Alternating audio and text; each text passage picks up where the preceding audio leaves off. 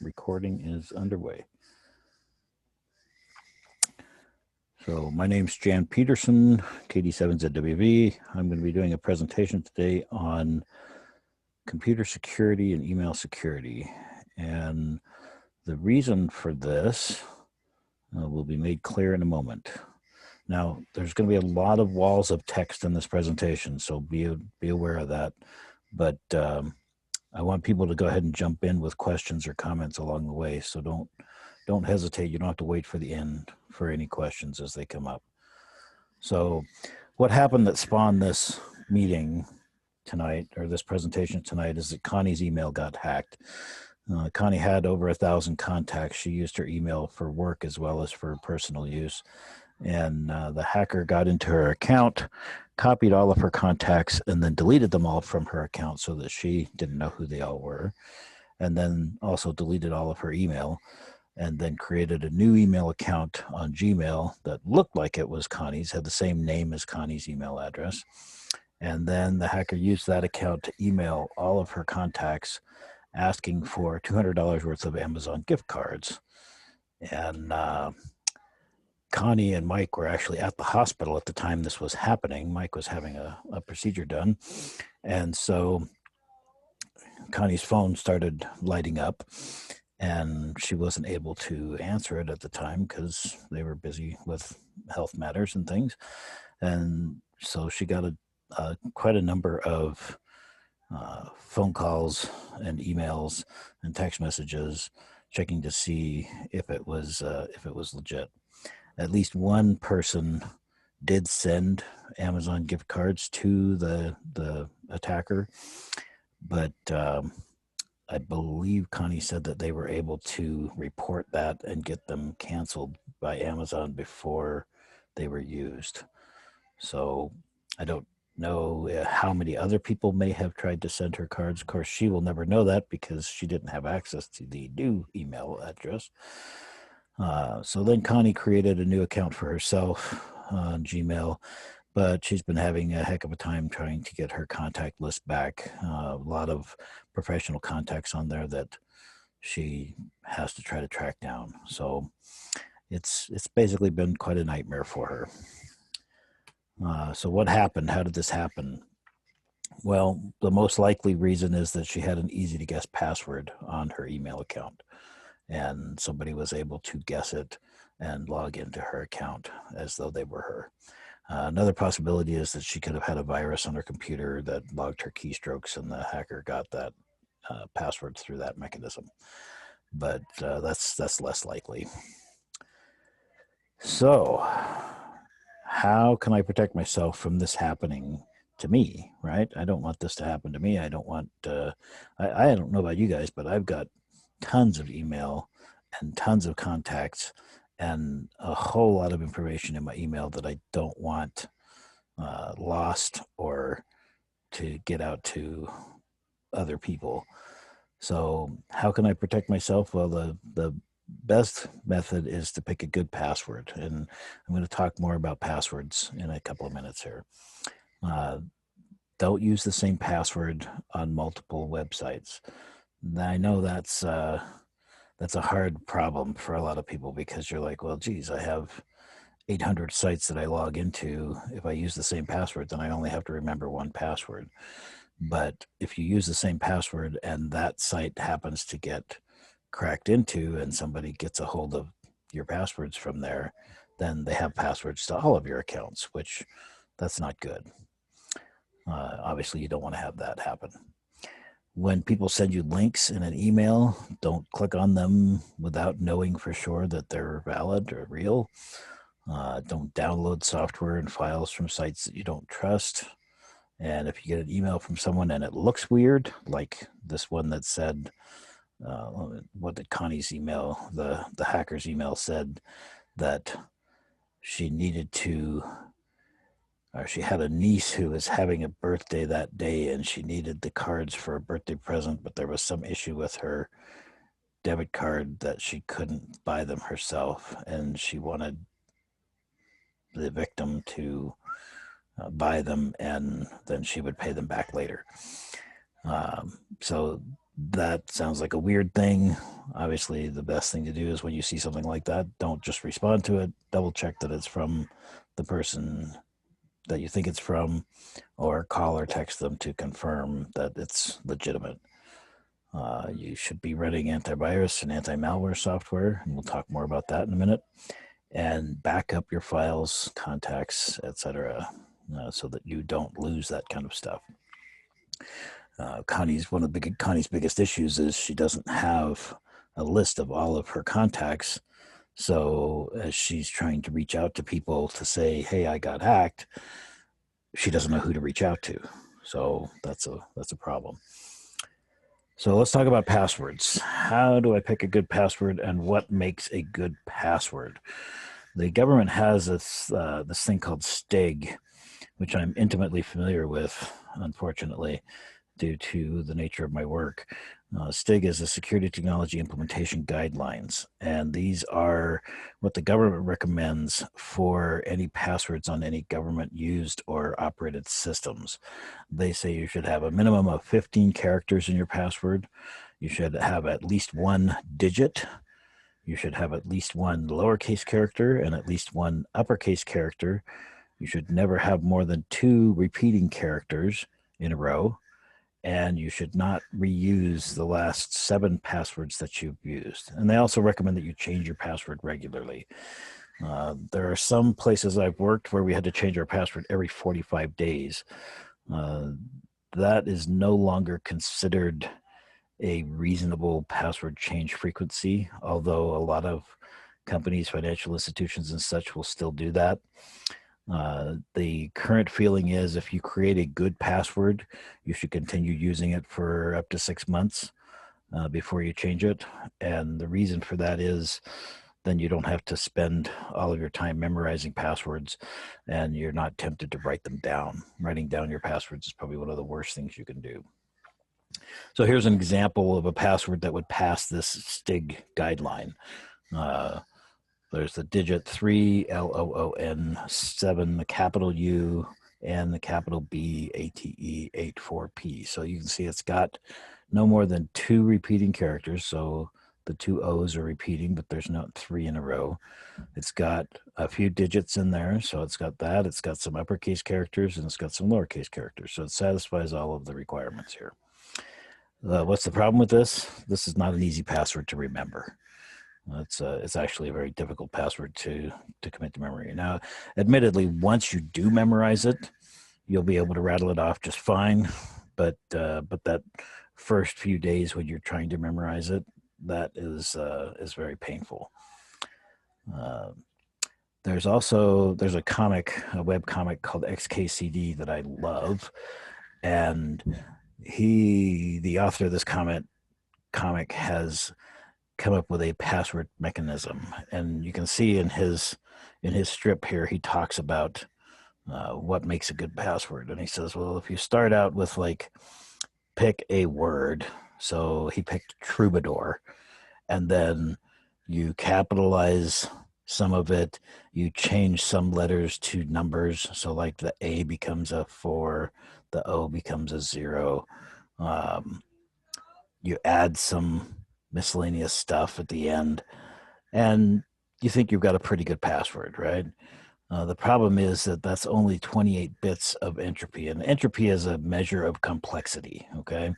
So the size of the character set that is used to pick these words or these letters and the order that they're in all adds up to some amount of entropy that tells how difficult it is to guess this password or to crack this password. 2 to the 28th gives you about 3 days to crack it with modern computing mechanisms that actually can try 1,000 guesses per second. That's relatively easy. And memorizing it is relatively hard. Was it trombone? No, troubadour. And one of the O's was a 0. Was it the first O or the last O? There was a number. There was some kind of punctuation character.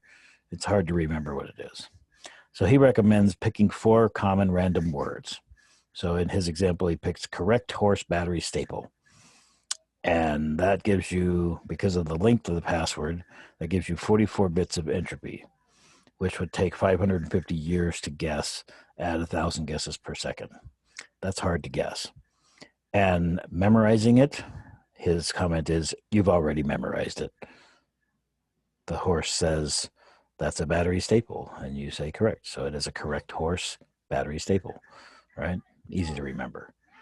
The problem is that a lot of sites want you to use a more complex password, like these STIG guidelines that say, oh, you've got to have a number, or you've got to have uppercase characters, you've got to have lowercase characters, et cetera, et cetera, et cetera. So that kind of shoots this idea in the foot a little bit, because of password requirements that a particular site or system might be requiring from you.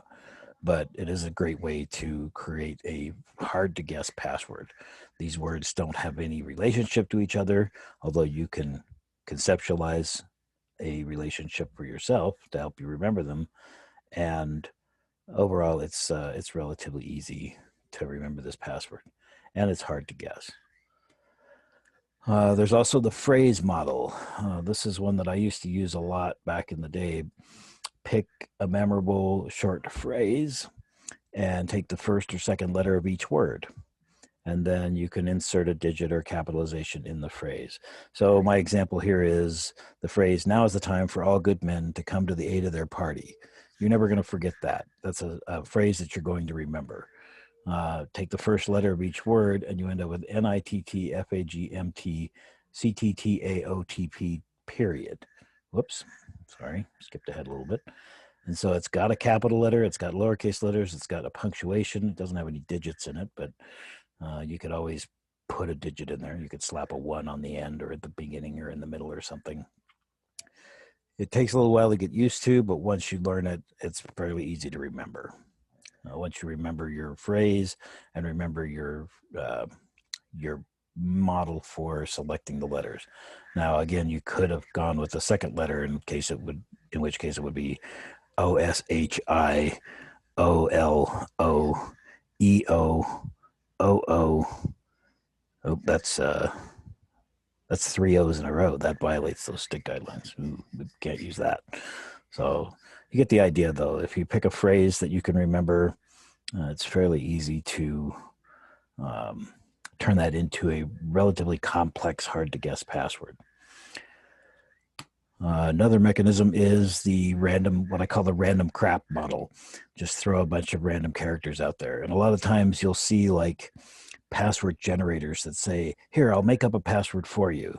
And it'll be something horrific like this. A, right square bracket, S, %, P, capital Z, M, capital Y, blah, you know. It's like, how am I going to memorize that? Yeah, I'm not going to memorize that. That's insane. And so what happens is you end up writing that down somewhere. And a password that's written down is as good as no password at all. So this is not a great way to pick a password. Now, there is something we're going to talk about in a minute where these kinds of passwords actually do make sense. And we're going to move on to that in just a second here. But I just want to say that this random mechanism, yeah, that's an incredibly hard password to guess, but it's also an incredibly hard password to memorize and remember. So how do I pick a good password? Use some combination of the above. I like to pick some random words. I throw in some capital letters.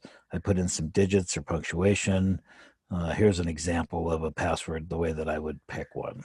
For ethnic dash bedim dash clam2 dash deli dash for lawns dash magog.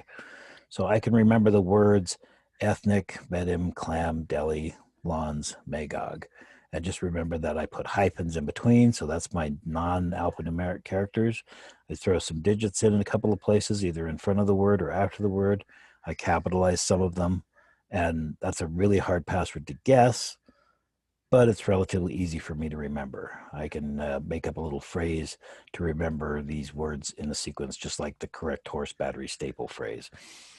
So this is actually the mechanism that I usually use for passwords that I need to commit to my memory. So if it's one that I'm going to be using to log into a system where I'm typing the password, this is the kind of password that I choose. So never use the same password for more than one site. And I put this down several times because I can't emphasize enough how important this is. I just got an email the other day saying that Barnes and Noble had hackers break into their system and get a hold of everybody's email address. Now, they weren't able to get their passwords, they said, or any financial information, but now they have everybody's email address that they can use to try to attack people. So that's really annoying and uncomfortable. Somebody, let's see, Dan has said that his old password for the internet was the time. What is this? The time to die is never. The time to live is now. Yeah, so you did the phraseology model, but you used the whole phrase. That's pretty cool. So I'm personally not going to reveal any of my own personal old passwords because I don't like doing that. But well, the only reason why I'm divulging it is because you don't use it anymore, right? I do use a completely different model. Yeah. And that was really long, and nobody, I mean, with the various capitalizations and the other nobody would guess that characters, yeah. It's going to be really hard to guess. As a matter of fact, I put it through a series of systems we have in our work, and they suggested that it would take a lot more than 500 years to guess it, to figure that out. Yeah. So I just want to talk a little bit about this guessing of passwords. There is software out there, and there is a list out there of passwords that people have used. And believe it or not, one of the most common passwords that people have used in real life is password. Yep. I know you think that's really silly, but people do that. Another extremely common one is ABCDEFGH. Right? I mean, seriously, people, if you're using that for your password on your bank account, you deserve to lose all your money. So, but yeah, never use the same password for more than one site. And I don't follow this rule myself all the time because I have a lot of accounts on a lot of sites that are what I consider throwaway accounts. Like every blog that you go to, if you want to make a comment, you've got to log into it. You've got to give them a password. And so I have a single password that I use commonly for that, which I don't care if somebody hacks that account. It doesn't, I don't have any financial data on there. I don't have any personal data on there. So I have reused the same password on a lot of old accounts. And as time goes by and I revisit those old accounts, I do change those passwords now because I've started using a password manager, and I'll talk about that in a second. But I did used to do that a lot. And so I have probably, I wouldn't be surprised if there are over 100 accounts out on the internet that all have the same password. That password has actually been compromised. It's been found in a list of known passwords. And so it's really bad that I still have that out there. But like I say, as I encounter it, I change it. And I don't recommend doing that because you think, well, that's I don't care if anybody breaks into that. And that was my thought at the time. But anytime someone can break into one of your accounts, they can impersonate you and they can post things and make you look bad. And your reputation is all you have on the internet, right? So you don't want to look bad. So how do I remember all these passwords? Well, use some kind of password manager software. There's a ton of different kinds of password management software. In fact, most browsers that people use, Chrome, Firefox, whatnot, they have a way built into them to save passwords for sites that you visit. And they'll even suggest those crazy random character passwords to you and say, well, you can use this one. And, you'll never have to remember it because I'll remember it for you. And, I do take advantage of that capability. I think that's a very valuable capability to have. I use those on those sites where I would have used that throwaway same password. I'll let Chrome pick a password for me. It'll be some random sequence of characters, and it'll remember what it is for me. Some operating systems have this functionality built in, like on Mac OS. There's a keychain application that keeps track of those kinds of passwords. Linux has a system called Keyring that does the same thing, and Windows has a thing called the Credentials Manager that does a similar type of thing. So take advantage of those tools that are available to you, and you will be able to use crazy passwords that would be impossible to remember for sites that you visit all the time. There's also a bunch of third-party software, and I put a link here. I also had that link in the references at the end of the presentation, so you can click on that afterwards if you want. But there are some third-party pieces of software that do this password management thing for you. There's LastPass, there's NPass. This is the one that I use, is called NPass. NPass actually works on Windows, Mac, Linux, and Android, and I think maybe even iOS now. There's Dashlane, there's 1Password. There's a ton of them out there. So read the reviews on them, pick one that works the way that you like it to work. NPass has a plugin that ties into your browser, so do most of the rest of these. And so it's fairly easy for you to use it to keep track of those passwords for all of your different sites. I personally use LastPass. I've been using Yeah. that for years, and Yeah. that seems to be a really good one. LastPass works really well. There's 1Password. There's Dashlane. I used to use Dashlane a lot. But yeah, just find one that you like and use it, and then you don't have to worry about remembering the passwords. Typically, these types of systems will have a master passphrase that you want to make something very complicated, very hard to guess, and that is what secures or encrypts all of your other passwords. So for example, on NPass, there's a master passphrase that you can have it be whatever you want. And, I have one of those complicated passwords that I have committed to memory in order to authenticate to NPass so that I can get at all my other passwords. So I highly recommend getting a password manager and using it. There's also two-factor authentication. Before you go from there, yeah, Jan, I don't know if NPass does this, but I use it on my Android phone, and I'm required to put in the password and my fingerprint to get into the app. You can set it up that way. Actually, on my Android, I have it set it up for just my fingerprint. So, but yeah, you can set it up that way. In fact, I like double authentication methods. Yeah, so we'll talk about that in just on the next slide here. So, sorry. Two-factor authentication. You'll hear people talk about two-factor authentication, and you'll say, "Well, what the heck is that?"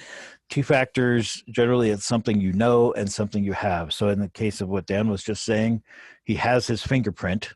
That's part of him. He's always got it with him, and he knows the passphrase. So he has to have both of those to be able to access his password manager, right?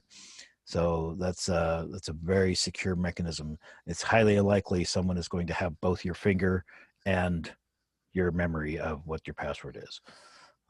There are different kinds of systems. I used to use this RSA Secure ID system all the time. It was a little fob that I had on my keychain, and every minute, this number. If you look, can you guys see my pointer? Yes. Okay, so every minute, this number will change to a different 6-digit number. And there's a little bar over here that counts down, so you have some idea of how long you have until the next one kicks in. So if you notice that it's like right at the end, you can wait a few seconds for the next one and use that. But there's a algorithm that's programmed into this little device that the computer knows it and the device knows it, and the secret that they both share is the initial number. And once it has that initial number, then it can calculate based on what time it is what the number should be that you need to put in. And so somebody would have to have your token, your little device, to be able to log into whatever the system is. And typically systems that use that will also require a password as well. So that's the two-factor, right? You have the password and you have the token. You'll also see you use a system called Authy, which does this what they call TOTPs. TOTP is a time-based one-time password. Google supports this for your Google account. I know Dropbox supports it. Amazon supports it. Basically, you set this up with a shared secret, and then it does the same thing as this physical device does, but it does it in software. So you can have that on your phone. You can have it on your computer. NPass has this functionality built in. So if I plug those codes into NPass, I can tell NPass, give me what the TOTP value is for Amazon, for example, and it'll hand it to me, and I can paste it into the login page. A lot of sites will also do, you give them your cell phone number, and they will actually text you a one-time code that is good for a certain amount of time, usually a few minutes, right? So, like my bank, for example, does this, where if I go to log in from a computer that I haven't used before, or one that I haven't used in a while, then it will say, okay, we just texted you a code, put it in now. And I pull out my phone and I read the code off of it. So the thing that I have is my phone. The thing that I know was the password that I put in first. And then it gives me this code to put in to verify that I actually had my phone with me. So those types of systems are out there. A lot of websites that deal with financial data will support this kind of functionality. I highly recommend you turn it on if they support it. A lot of them make it optional, that you don't have to use it. I recommend you use it. So it's it may feel a little clunky, a little painful to use at first, but once you get used to it, it's really not that bad. Also, there's systems that you'll encounter like Duo, and there's Microsoft has an authentication tool as well that works in a similar fashion. Those are all these kind of two-factor authentication mechanisms, and they really enhance the security. It's almost impossible for somebody to break into your account without having the device that you have when you're using this two-factor authentication. So highly recommend that you turn that on. And, All right. Yeah. things like Dropbox, a lot of times you use that so you can share from different devices with Right. different people. How would this work in that case? So typically when you do that, you set that Dropbox up as a device that, or set your device that you're accessing it from as known to Dropbox. And so then it's like attached to it. It's like you've authenticated once to prove that you're valid, and then it stays authenticated, right? So, for example, with Dropbox, for example, I have it tied into the Finder on my Mac. So if I have a Dropbox folder in my home directory, and anything that I put in there automatically gets synced over to Dropbox. So I had to authenticate that to Dropbox once when I first logged in. And then anytime that I log in, the Mac actually stores that authentication mechanism in my keychain. So that keychain is unlocked with my login password. So there's kind of a chain of custody going on there. But essentially, I've told Dropbox to trust my machine, and then it says, okay, I know where this is coming from, and I trust it. But if like I'm over at my brother's house and I need to access a file in my Dropbox, I have to do the full authentication with my passcode and everything else. And then I don't tell Dropbox to trust that machine because it's not mine. And so the next time that someone tries to log in from it, they would have to have the two-factor device again. So if you were sharing photos with a relative, they would authenticate on their side. So with Dropbox, you can share files with people, and in that case, you're actually providing them a link to a shared file, and Dropbox knows that if they have that link, they can access that file. They typically don't have rights to modify it or delete it, but they can look at it, right? So you've actually told Dropbox to allow them to do that. So, for example, Dropbox also has like a public subfolder, and anything you put in there is automatically shared, right? So, if you put something in there, you're anticipating that it's not as secure as if it's not in there. Okay, thanks. Does that make sense? Yes. Okay. All right. So let's talk about phishing. So phishing is essentially what the attacker that hit Connie was doing, right? They were not phishing Connie. They were using Connie's account to try to phish all of her contacts. So it's an attempt to fake you out and get someone to give you something that you shouldn't have, usually your credentials. It might look like an email that came from your bank. It tells you to click on a link. It tells you something that makes you think that it's legit. You click on that link and you go to a web page that looks like the real site. It's not, but it looks like it.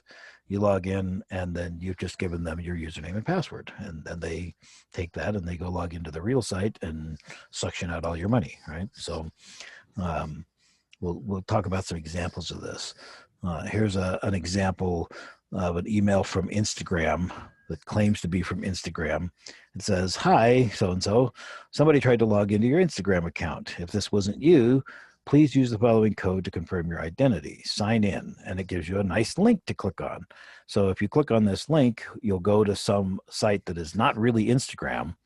You'll give it your username and password and this code number, which doesn't really mean anything. And they'll say, "Oh, you're good. We didn't let them in, so you're fine." Meanwhile, you've given them your username and password, and now they can go access your Instagram and do whatever they want. So, that's one example of a phishing scam. Here's one from a SunTrust online banking system. The email comes in. It says it's got like the logo. It says, as part of our security measures, we regularly screen activity. We recently contacted you after noticing on your online account, which has been accessed unusually. And you're thinking, oh no, that I don't want people accessing my stuff. And so they say, visit suntrust.com, sign in with your user ID and password, and select your account. And if you do that, you've just given them your username and password for SunTrust. Obviously, if you don't use SunTrust and you receive this email, you'll say, "What the heck is SunTrust?" And you'll just ignore it. But they're counting on the fact that somebody maybe does use SunTrust, and they freak out when they see this because it says account temporarily suspended. Right. So that's another example. Here's one. The IRS, claim your tax refund online. You made an error in the calculation of your tax amounting to $419.95. In order for us to return it, create an e-refund account, and the funds will be credited to your bank account. So if you click this Get Started link, you'll go to a page that looks like it's the IRS. They'll ask you for your social security number as your IRS login, and then they'll ask you for your bank account information so they can put the funds back in your account. Well, instead they will suck all the money out of your account, right? So, this is just another example of the kind of things that these people are trying. This is one called CEO phishing, and this is actually getting fairly common now. You get an email that comes from the CEO of your company, but it's from his personal email account, not his business email account. And it says, "Hey, I need you to process a wire transfer for me today. Let me know and I'll send you the info." And if you do that, you've just given them money that they shouldn't actually have because it's not really your boss, right? So I've seen this one myself where you'll get an email and it says it's from the CEO of the company or the president of the company. And he says, "Hey, I'm trying to do a demo for so-and-so and my credentials aren't working. Send me yours so I can log in and do the demo." And if you do that, you've just given them your credentials, right? So don't fall for that one. Basically, if you get something like this, you should respond back and say, "Hey, send it to me from your work email or call me and I'll take care of it," right? So obviously the attacker won't do that. Here's another one. This is a Netflix one that I've seen before. You get an email that says your account is on hold. Update your payment details. then you'll see it says, "Hi, dear. We're having some trouble with your current billing information. We'll try again, but in the meantime, you may want to update your payment details. And if you click this button here, it will take you to a fake site that looks like Netflix where you can put in your credit card and then they have your credit card. So don't do that. They also give you some links here to the help center or contact us, and those are probably fake as well. So how do we recognize these things? Quite often there will be grammatical errors in the text, maybe the word choice, punctuation, spelling, maybe some kind of weird phrasing. For example, this is how you would spell center in Europe, but not in the US, right? So that could be a giveaway to you that this isn't valid. Also, hi dear. Why would Netflix say hi dear to me? Why wouldn't they say hi Jan or hi Mr. Peterson or something? Obviously they would, so this is probably not valid. Maybe they'll have a low resolution logo. The key one is right here. The URL doesn't go to the right site. It takes you somewhere that's not real, right? So it may say for the Netflix one, that link may take you to netflix.com.us or something like that. And you'll be like, wait a minute, that's not netflix.com, that's something else. And so you'll know that it's not real, right? A lot of times they'll try to frighten you. They'll say things like your card is disabled, your order has been placed. That's a fun one, where you get a message saying, hey, we're ready to ship your order. Thanks for ordering $500 worth of fish snacks, and you're like, I didn't order any fish snacks. And so you click on the link to go check the order, and suddenly you have given them your username and password. So if it's unexpected, like, oh, you won, you lucky you won a prize from this contest. I didn't enter any contest, so why am I winning a prize? Microsoft is giving you $1 million because you're awesome. Sure they are. Yeah, I don't think that's going to happen. All you have to do is log in here and we'll make sure you get the money. Give us your bank account information. Yeah. So that's kind of something that you should look for. You're getting a refund that you weren't expecting, like the IRS one. They presume to know something or someone that you know.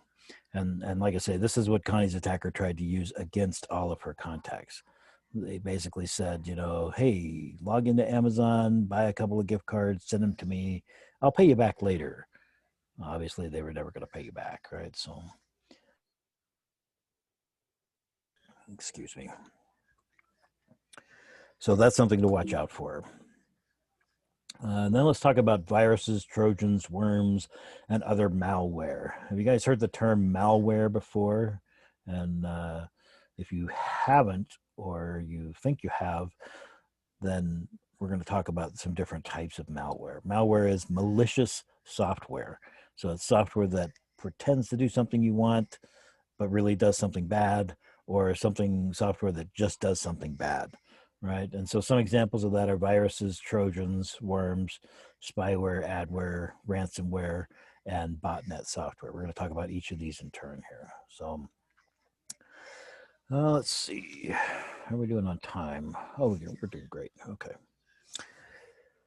So viruses. No, we're not talking about COVID-19. We're talking about computer viruses, not real viruses.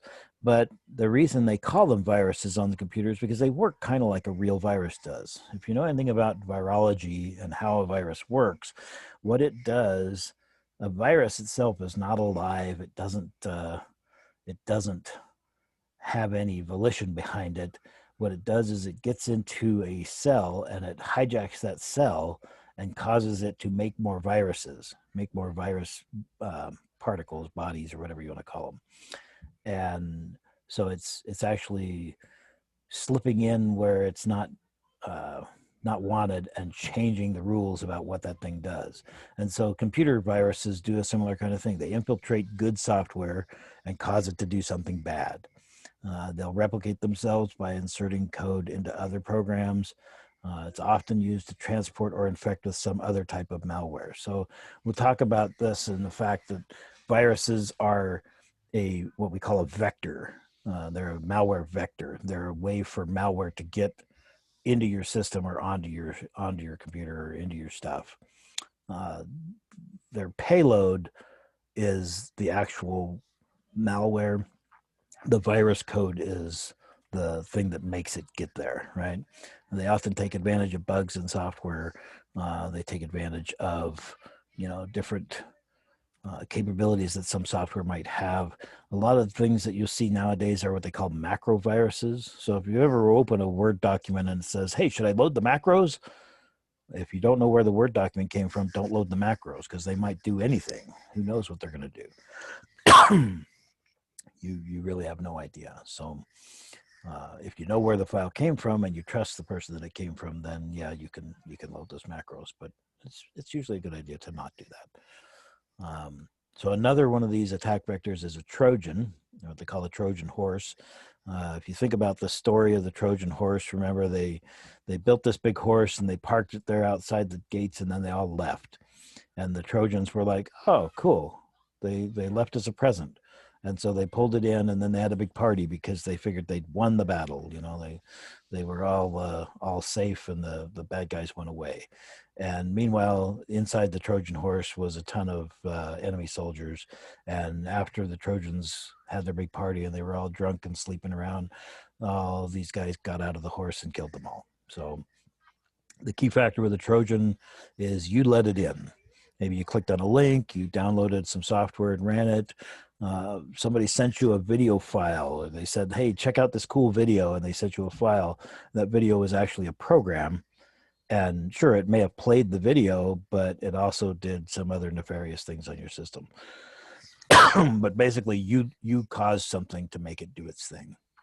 You allowed it to do its thing, right? So worms are a type of malware that tries to spread by exploiting vulnerabilities on other machines. So if you think about it as like it's worming its way through the network, they try to automatically go from computer to computer. And there's a famous example of this. It's called the Morris Internet Worm. It was written by a guy named Robert Morris, who was a student at Cornell University, and there were a bunch of known vulnerabilities in software that was used on computers back in that time.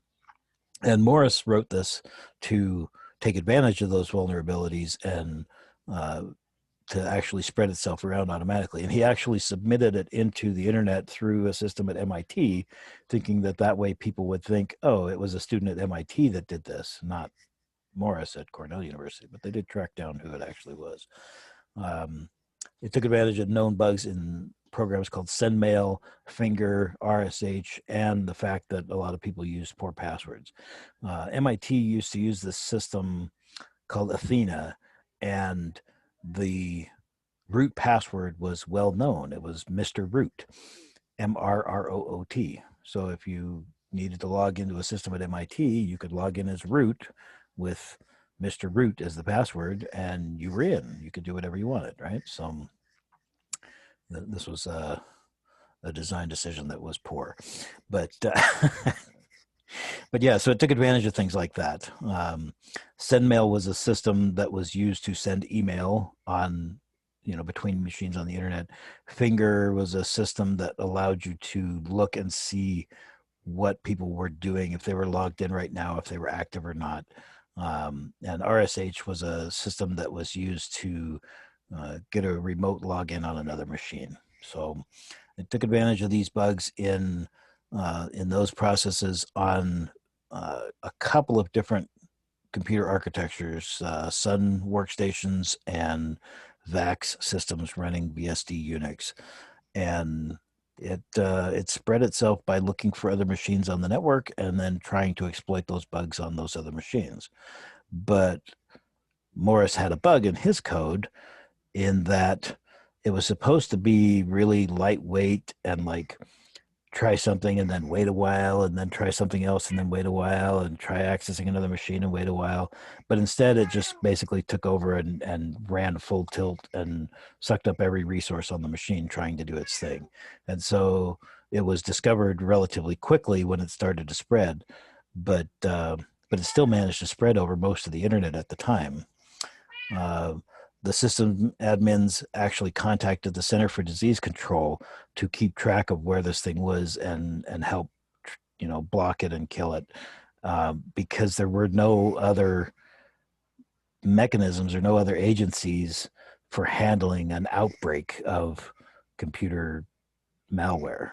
So they took advantage of the fact that the CDC knew how to handle outbreaks of viruses and bacterial infestations and things like that, and they leveraged that capability to help track and eradicate this thing.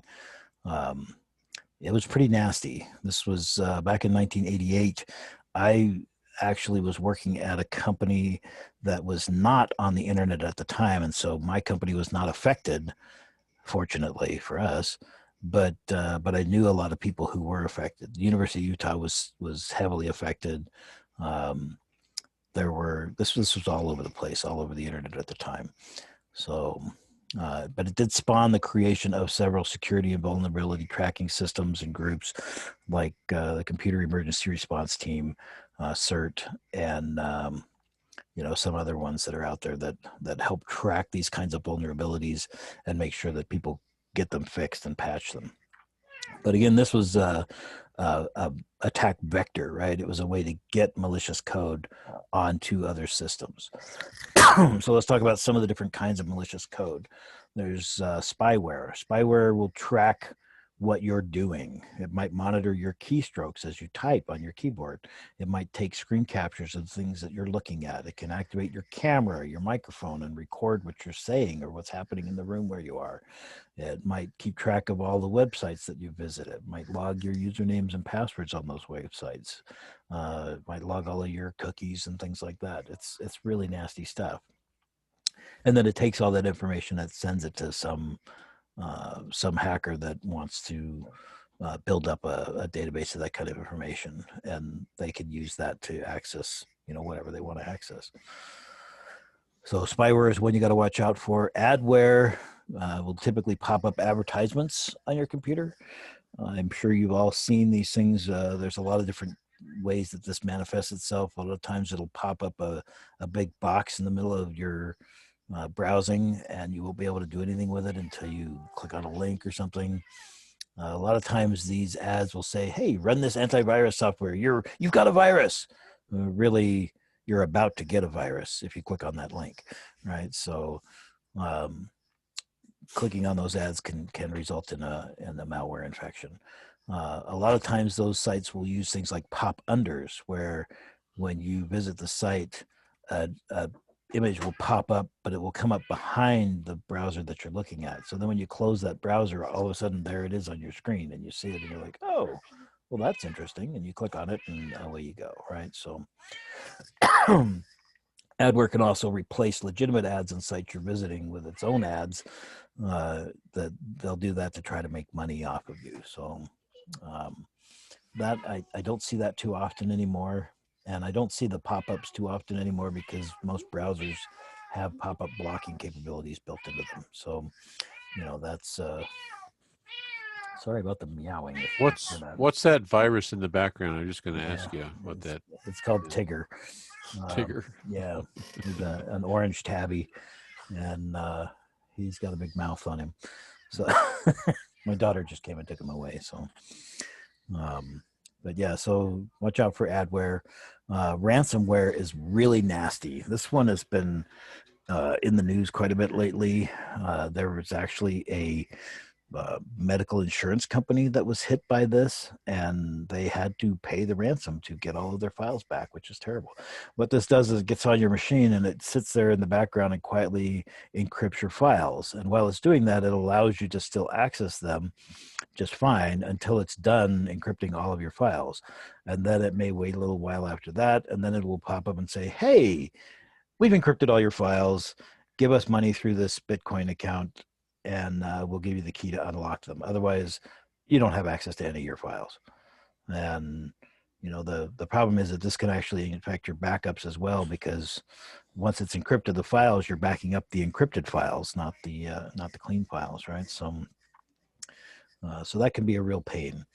The files are encrypted with some kind of strong cryptography, so it's almost impossible to decrypt them without the key. And even if you pay the ransom, there's no guarantee it won't hit you again later and make you pay again, right? So ransomware is nasty stuff. It's terrible. And then the last one is a botnet. Basically what this does is it installs some kind of an agent on your machine that sits there waiting for instructions. And so it may reach out periodically and check to see if there are new instructions for it to do something. And a lot of times, so if you ever notice that you're getting a lot of spam is usually coming through these botnets. So it's not that there's a single place that is sending that spam out, but it's coming from millions of computers all over the world, and maybe each one sends one email. And so it's really hard to block it, right? You can't block every computer from hitting your site. So, you're kind of stuck with it. They can also tell your computer to participate in a denial of service attack where they'll flood a particular website with requests and make it so busy that actual valid use of the site can't happen because it's just too busy. So that's another attack mechanism that these people will use. But basically what they've done is they've usurped control of your computer, and they're going to use your computer to participate in these kinds of attacks. And you don't even know it's there. And quite often you'll never know it's there because it's not really affecting you. It's affecting the people that they want to affect. So, these are all terrible malware things that can get on your system, and it's really nasty. So how do you protect yourself from malware? Get some good antivirus or anti-malware software. One that I recommend is called Malware Bytes. They actually have it free for personal use. If you're using it commercially, they want you to pay, but they're like, hey, if you're going to put it on your home machine, we're not going to charge you for doing that. It works on Windows, it works on the Mac, it works on Android, and it works on Apple iPhones, on iOS. So definitely invest in some kind of antivirus or anti-malware software. And I'm going to talk more about those in a moment. Another thing you can do is install operating system updates when the computer tells you to. If your computer comes up and says, hey, you should install update X because it fixes some security problems, install it. Don't hesitate on installing security updates. Go ahead and stick them on there. Linux users can use ClamAV. That's a freely available antivirus software, antivirus scanner that you can use. So again, if I use Linux or Unix, am I safe? No, you're not. There are Linux viruses now being made. Linux is popular enough that virus writers are actually attacking that. You're still vulnerable to phishing attacks. If you've got any Windows viruses on your Linux machine, if you've got a Windows machine that accesses those files, it could be attacked by that. The Boris worm specifically targeted Unix and Unix-like systems. So keep your system updated, and when your OS is no longer supported, for example, Ubuntu 16.04 LTS stands for long-term support.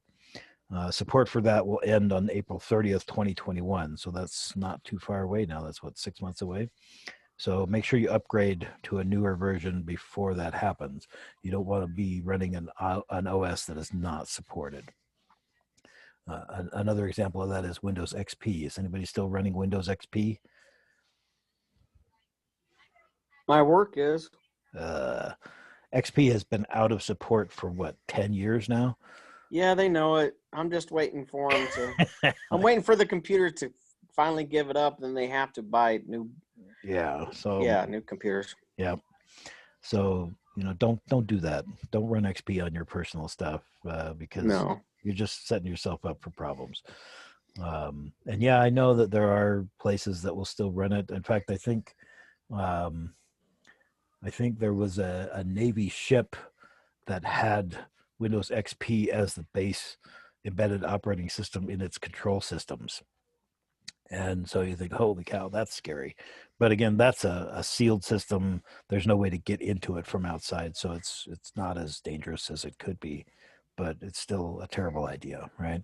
So don't do that. Don't run unsupported operating systems.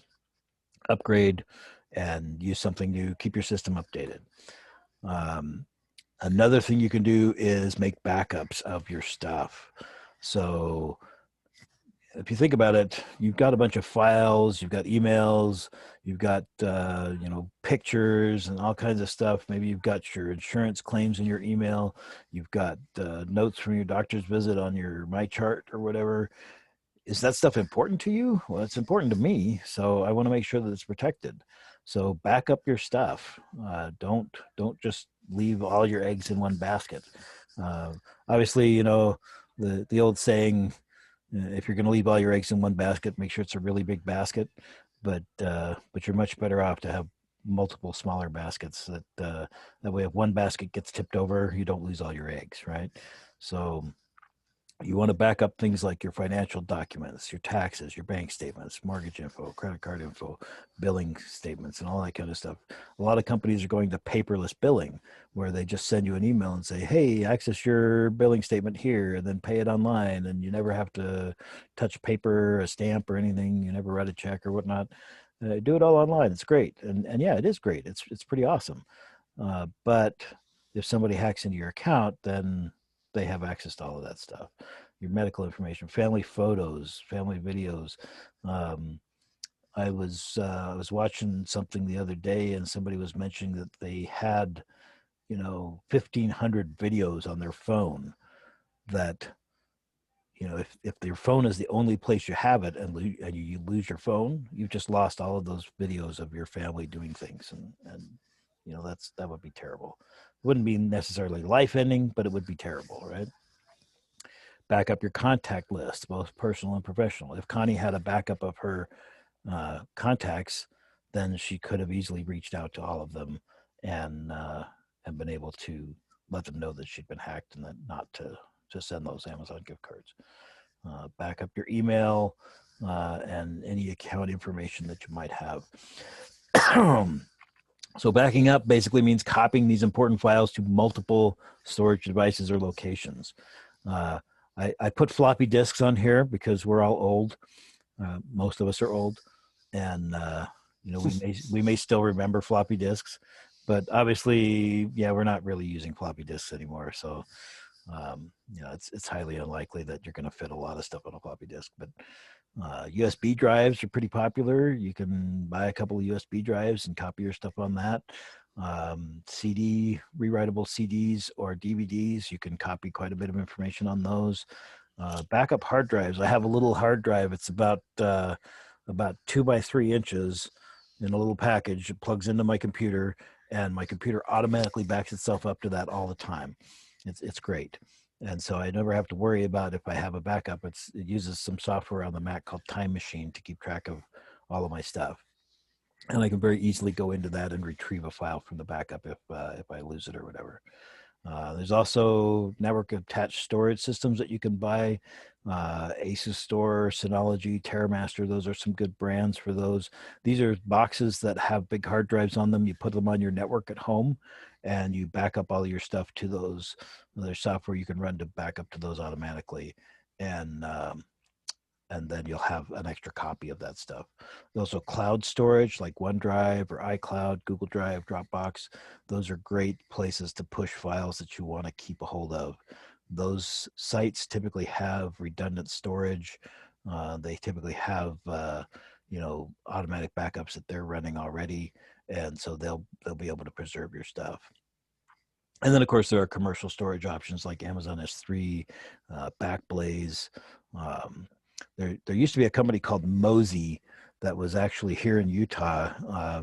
Josh Coates was the founder of it, and I almost took a job with them at one point, but I ended up not. They were acquired by EMC, and their product was rebranded to this thing called Carbonite. And so that's a mechanism where you basically install this agent on your computer, and it automatically backs everything up over the internet. And all you have to do is pay your bill every month. And if you happen to lose something, you can access it very easily through their system. Also, if your computer gets stolen or lost or broken, you can get a new drive from them that has all of your stuff on it. So pretty nice. Could I add something there? Yeah, sure. On the backup stuff, I can't tell you how many like 1 terabyte or 2 terabyte USB 3 drives I have. And I used to do that all the time until I actually lost one of those drives that had a whole lot of, it's that huge basket, Right. the larger the hard drive is, the bigger the basket is. So I actually now use a NAS drive, and I'm running RAID 3 or RAID 5. Grade 5. Okay. Yeah. And so if any drive goes out, that's not the end of the world. I just put a new drive in there and it recreates everything, and it's a 4 drive system, and each drive is 2 terabytes. So that's 8 terabytes. But That's of a course, little less because of the redundancy of the RAID 5, but right. You don't get all of that, you're but still probably getting about 5.5 terabytes out of it easily. but it is extremely fast and extremely resilient, and and it's a big honking hard drive. My computers just see it as it's actually by an IP address since it's NAS, and yeah. So be careful. Don't think just because you have an external hard drive you're safe. That's not true all the time. Yeah, if your drive fails, then you've lost everything that was on it, right? Or if you're talking about those little USB drives, a lot of times those drives have flash memory in them, and flash memory has a limited number of writes in its lifespan. Now, they last a long time. They'll last several years, but you may find that all of a sudden you can't read your data off of that thing. So you want to have I've had that happen. you don't want to put all your eggs in one basket again. Make sure you have a couple of different baskets. Files that I find that I have that are important, I have on my laptop, I have them on my backup hard drive, and I store them in cloud storage. So I have them in 3 places, right? I used to have a NAS here at home that I built myself, but it was pretty old and it was a long time ago. I think it maxed out at 9 gig. So that gives you an idea how old it was. But I don't actually use that anymore. I keep talking about building a new one, but I just haven't gotten around to doing it. These products, Asus Store, Synology, TerraMaster, these are off-the-shelf solutions that you can buy.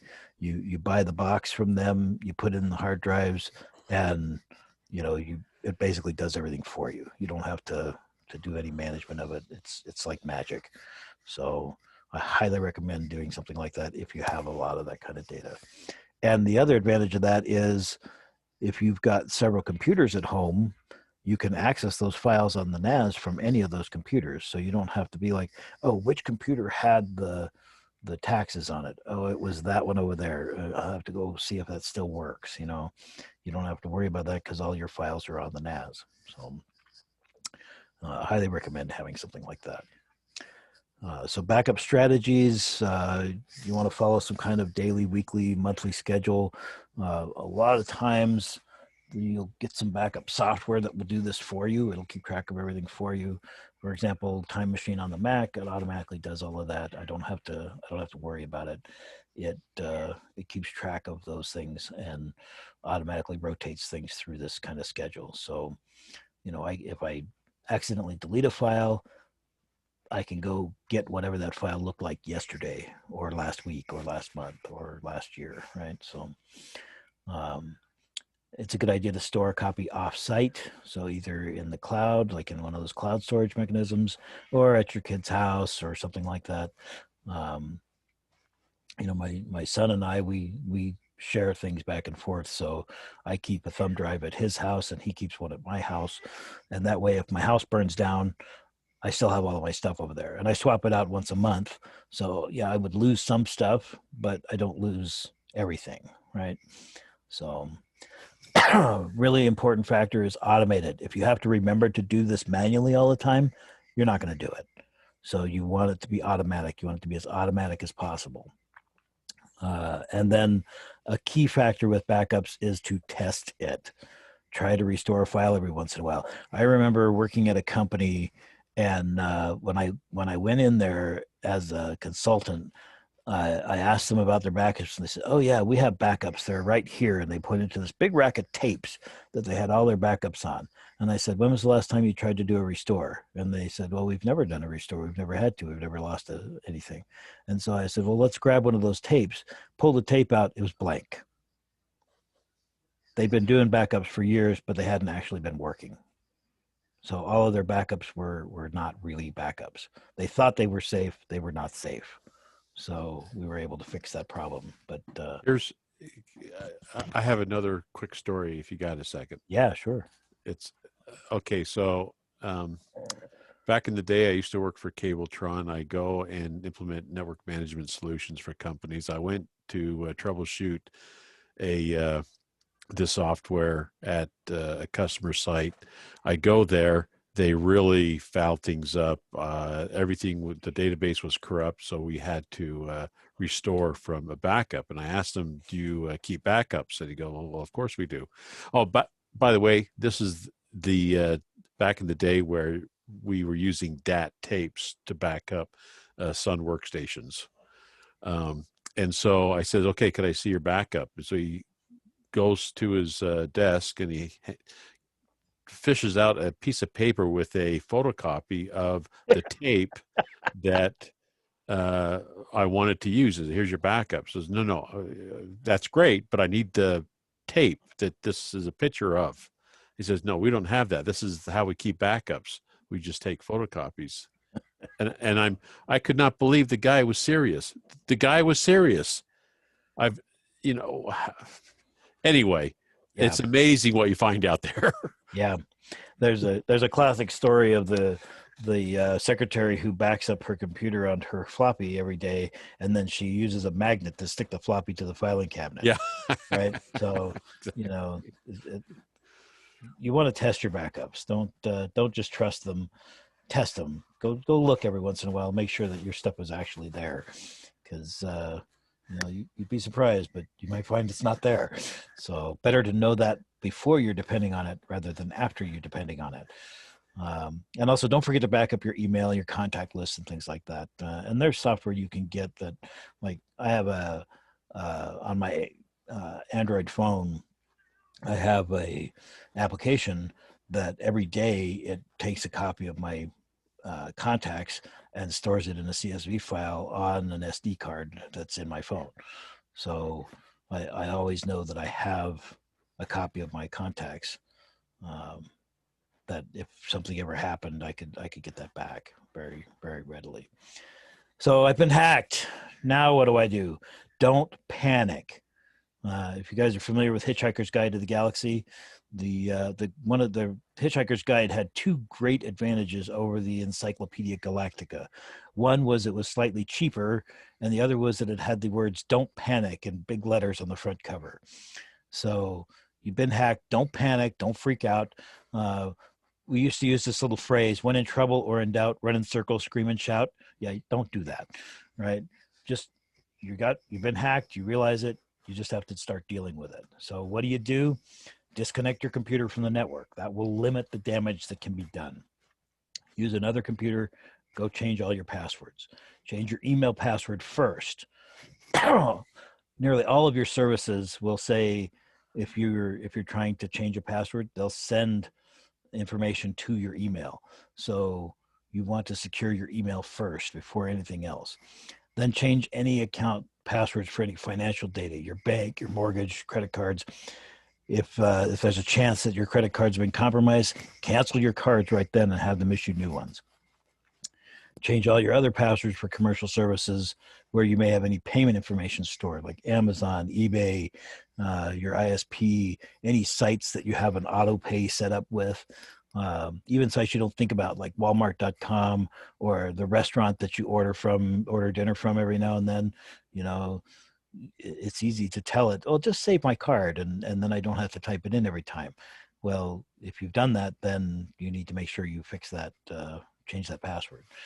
Then finally, you can change your social media and other accounts, ones that are less critical. If you suspect fraudulent activity, like anything dealing with money, your bank account or anything like that, contact the police and file a report. And quite often that will end up going to the FBI, because the FBI actually investigates this kind of stuff as wire fraud. If it crossed state lines, they will get involved, and they love to hunt this stuff down. They have a whole group that's dedicated to doing this. Notify your contacts that you were hacked. Hopefully you saved a backup copy of your contacts in case the hacker deleted them like they did to Connie. Notify all your contacts that you were hacked, and if they get anything weird from you, then be very suspicious of that. Contact the credit bureaus, Equifax, Experian, and TransUnion. Explain that you were a victim of identity theft. They have procedures in place to deal with that. They'll put blocks on your account, on your credit history, so that it doesn't become a major problem for you. You can boot your computer from secure media and run some anti-malware software against it. If you're not comfortable doing this, take it down to PC laptops. They'll scan your machine for free, as they say on the commercial, right? But yeah, they're pretty good guys. And if you take your machine in there and say, hey, I'm afraid I've got a virus, they'll look at it and they'll figure it out for you and get it cleaned off for you. And they'll do that for free. They won't even charge you for that. Obviously, they do that as a service because they hope that, you'll fall in love with them, and the next time you need to buy a computer, you'll buy it from them.